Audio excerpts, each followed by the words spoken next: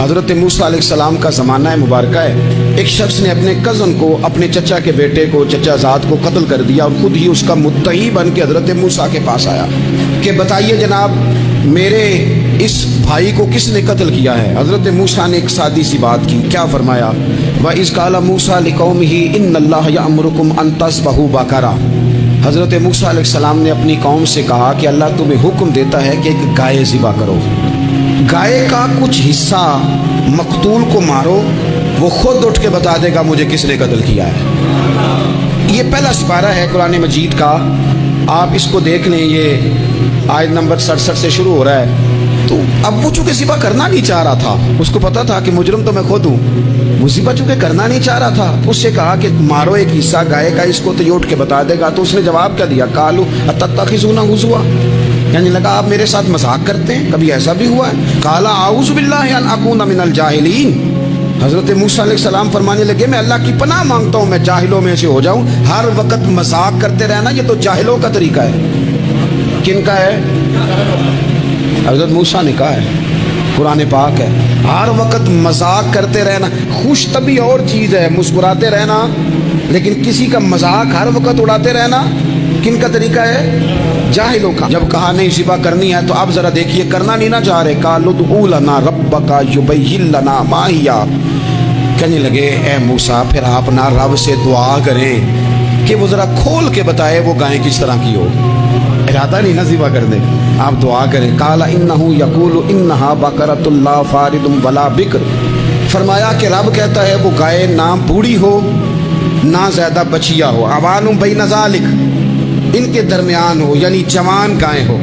فافعلوا ما تؤمرون، کرو جس کا تمہیں حکم دیا جا رہا ہے۔ قالوا ادع لنا ربک یبین لنا ما لونھا، لو اگلی بات سن لو، کہنے لگے آپ دعا کریں رب سے کہ وہ کھول کے بتائے اس کا رنگ کس طرح کا ہو، رنگ بتائیں کس طرح کا ہو۔ قال انہ یقول انہا بقرۃ صفراء، فرمایا رب فرماتا ہے کہ صفراء رنگ کی ہو، یعنی گہرے زرد رنگ کی ہو، کہ رب فرماتا ہے اس طرح کی گائے ذبح کرو۔ فاقع لونھا تسر الناظرین، اور جب کوئی اسے دیکھے تو اسے اچھا بھی لگے، آنکھوں کو اچھی لگے وہ گائے، اس طرح کی گائیں ذبح کرو۔ لو اتنی باتیں بتا دی۔ قالوا ادع لنا ربک یبین لنا ما ہی، کہنے لگے نہیں آپ پھر دعا کریں اللہ ذرا کھول کے بتائے گائیں کس طرح کی ہو۔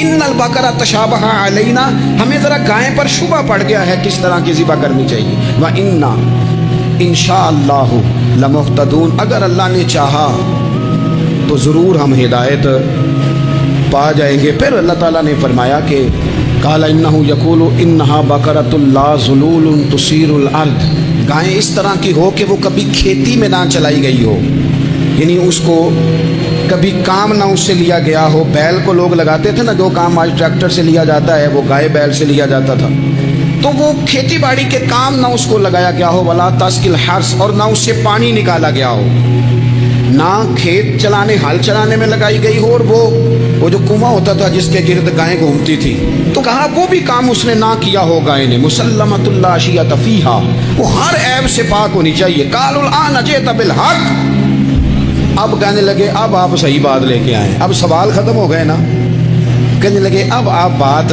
فذبحوہا، انہوں نے ذبح کر دی۔ وما کادوا یفعلون، پر ایسا کرتے نظر آتے، لگتا نہیں تھا کریں گے ذبح پر ذبح۔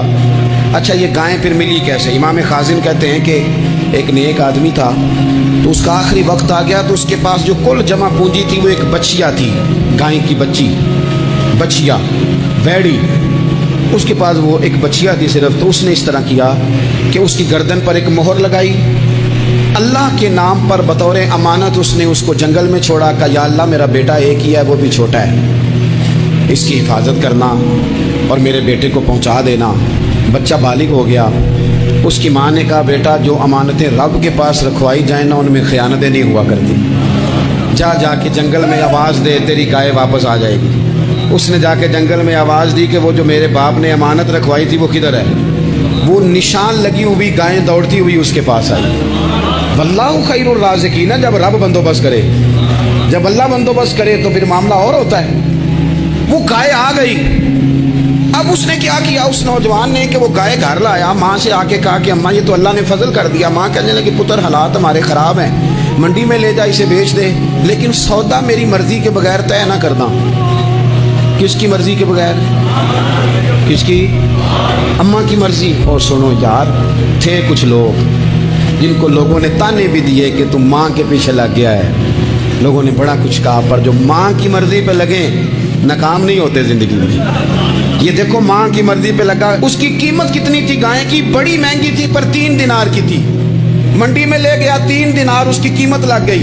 तो माँ ने कहा था मेरी मर्जी के बगैर सौदा ना करना। अब बच्चे तो नहीं ना मानते, अम्मा को क्या पता बाहर बिजनेस क्या है, लेन देन क्या है, पर माँ ने कहा था मेरी मर्जी। बंदा दे रहा है उसे 3 दिनार, उसने कहा जी मैंने तय तब करना है, डन तब करना है, पहले अम्मा से पूछना है। घर जाके अम्मा से पूछा, अम्मा कहने लगी दे दे। वापस आया तो उसने कहा कि मैं 6 दिनार देता हूँ, पर मेरी शर्त है, माँ से नहीं पूछना। उसने कहा तू 12 भी दे, डन तब भी होना है जब अम्मा ने कहना है। वो जब इस तरह की उसने गुफ्तगू की, वापस अपनी वालदा के पास गए, कहने लगे अम्मा समझ नहीं आती, 3 दिनार की गायें बंदा 12 में खरीदने को तैयार है, शर्त लगाता है कि अम्मा से नहीं पूछना। तो वालदा कहने लगी पुत्र पहले उससे जाके पूछ क्या वो है कौन, ये कोई रूहानी मामला है, कोई गैबी मदद है, पूछ। उससे जाके पूछा तो वो कहने लगा मैं तो फरिश्ता हूँ अल्लाह का, तूने गायें बेचनी नहीं, इसलिए कि तेरा बाप भी नेक है, तेरी माँ भी नेक है, रब तेरे रिस्क में बरकत पैदा फरमाना चाहता है। माँ बाप नेक होना, रिस्क में बरकत हो जाती है। माँ बाप नेक हो, उनकी सालहियत का असर पहुंचता है बच्चों तक। रिस्क हलाल कमा के लाने वाले हों तो घर में बरकत होती है। जाके कहा कि तेरे माँ बाप नेक थे, इसे ना बेचना गाय को, तो क्या करें? कहने लगे बनी इसराइल वाले सवाल कर करके ना कर करके खुद मुश्किल में आ गए। अब वो ऐसी गाय जो जवान भी हो, यहाँ तो हर गरीब आदमी अपनी गाय यहाँ लगा देता है, खेती बाड़ी में यहाँ लगा देता है, कुएं में पानी निकालने में, तो यहाँ तो हर एक की गाय। तो ऐसी गाय जिसका रंग भी इतना प्यारा हो, ज्यादा बूढ़ी ज्यादा बच्ची भी ना हो, और अभी तक खेत में भी ना लगी हो, वो सिवाय तेरे कहीं नहीं है। उसने कहा चल फिर मेहरबानी कर बता मैं कितने को दूँ गायें, अगर वो आ जाएं तो कितने को बेचनी है? उसे कहना कोई नहीं, रेट तो ज्यादा करना ही नहीं। उनसे कहना गाय के अंदर से गोश्त निकाल दें और जितना गोश्त है उतने पैसे भर दें, उसकी खरड़ी भर दे। अब वो बनी इसराइल वाले ढूंढते ढूंढते ढूंढते ढूंढते पहुंच गए। कहा जनाब गाय 3 दिनार की 6 ले लो। उसने कहा ना भाई, ज़िबा करूंगा, गोश्त निकालूंगा, जितना वजन गोश्त का इतने पैसे भरोगे खाल में तो फिर गाय तुम्हें मिलेगी। अब मजबूर थे, क्या करते? इब्ने कसीर हदीस लाए हैं, इमाम सयूती ने दुर्रे मंसूर में भी लिखी है। नबी पाक सल्लल्लाहु अलैहि वसल्लम ने फरमाया सुनो जवानों, और इसे दिल की तख्ती पे लिखो।